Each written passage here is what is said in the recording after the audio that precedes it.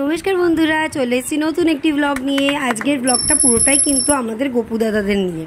আচ্ছা, গোপু দাদারা মার্চের 31 তারিখে আমাদের বাড়িতে এসেছিলো, আর ওরা ওদের বাড়ি ফিরলো তা প্রায় মে মাসের 15 তারিখ নাগাদ। আসল কথা, মার্চ মাসে আমার জেঠু ছিলেন, অসুস্থ ছিলেন। উনি মারা যাওয়ার পরে গোপালদের তো ওখানে রাখা যাবে না, তাই সেবা দেওয়ার জন্য আমি আমার বাড়িতে নিয়ে এসেছিলাম। তারপরে ওরা পুরি টুরি করে আজকে ওদের বাড়ি ফেরার পালা।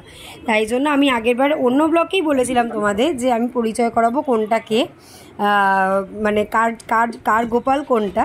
এর মধ্যে একজন আছেন, সেটা হচ্ছে সব থেকে বড়ো, যার চোখটা বড় বড়। দেখো, আমি দেখাবো তোমাকে। এটা হচ্ছে আমার গোপাল, আর এটা হচ্ছে আমার ঠাকুমার গোপাল। এই গোপাল প্রায় 60 বছর 70 বছরের পুরনো, মানে প্রায় আমার জেঠুদের বয়সী। আর এই যে এটা আমার বম্মার গোপাল, আর লাস্টেরটা চিনির গোপাল। আর আজকে ওদের ভোগ দেব, ভোগ দিয়ে কালকে ওদের বাড়ি নিয়ে চলে যাব। মানে আমি যে কথাটা বলছি সেটা তো প্রায় 15 প্রায় 8-10 দিন আগেকার কথা। যাই হোক, এখানে গোপালদের সেবা দিতে আমার সাথে সাথে কিন্তু চিনিও প্রচণ্ড ভালোবাসে। এখানে দেখো, আমি কিন্তু গোপালদের হাততালি দিয়ে তুলে, ঘন্টা বাজিয়ে ওদের তুলে নিয়ে স্নান করিয়ে তারপরে চন্দনের টিপ পরিয়ে ওদের কিন্তু বসিয়ে দেবো। এরপরে কিন্তু আজকে আমি ওদের ভোগ দেবো, কিন্তু সেটা রাত্রিবেলা, মানে শয়নকালে ভোগ দিয়ে তারপর ওদের ঘুম পাড়িয়ে দেব। আজকের ভোগে ছিল হচ্ছে লুচি, সিমুইয়ের পায়েস, তারপরে হচ্ছে পনির আলু দিয়ে তরকারি, আর হচ্ছে মিষ্টি। গোপাল নিয়ে যে ঘটনাটা আজকে আমি তোমাদের বলবো, সেটা হচ্ছে আমার গোপাল নিয়ে ঘটনা। সেটা হচ্ছে আমি যখন খুব ছোট ছিলাম, তখন আমার ঠাম্মা কিন্তু বেনারস থেকে আমার মাকে গোপাল এনে দিয়েছিল। তখন আমাদের গোপাল নিচের ঘরে ছিল, আর নিচের ঘর যেহেতু আমার বাপের বাড়ি পুরনো বাড়ি, তাই জন্য নিচের ঘরের যে দরজা, সেটা মানে খুব অপলকা থাকতো। তা একদিন কি হয়েছিল, চুরি হয়ে সেই দরজা ভেঙে আমাদের দুটো গোপালকে তুলে নিয়ে চলে গিয়েছিল। আর তার ঠিক 10-15 দিন পরে মা এত অভিমান হয়েছিল, আমি মাকে বলছিলাম, মা গোপাল নিয়ে এসো। মা বলল, না, আমি আর গোপাল আনবো না।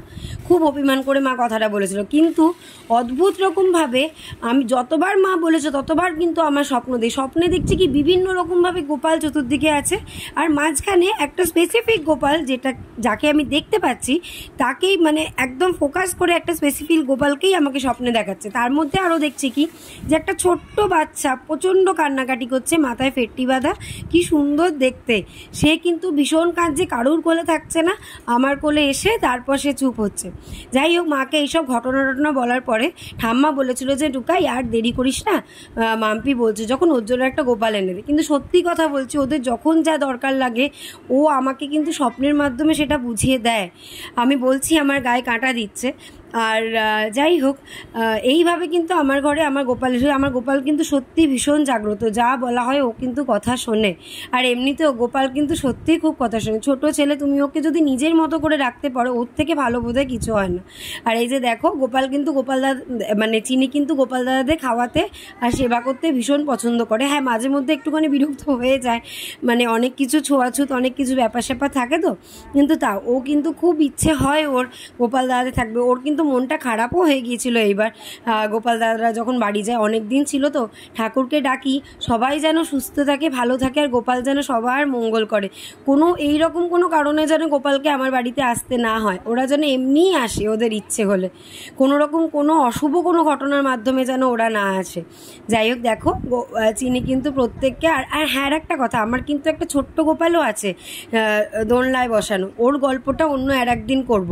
যাই হোক, দেখো মুখ টুক ধুইয়ে দিয়েছে। এবার ওদের শয়ন দেওয়ার সময় চিনির খিদে পেয়ে গেছিলো বলে ও আর ওয়েট করেনি, ও চলে গিয়েছিল। তাহলে জয় গোপাল, দেখতে থাকো, সঙ্গে থাকো, চলে আসবো নতুন আরেকটি ব্লগ নিয়ে।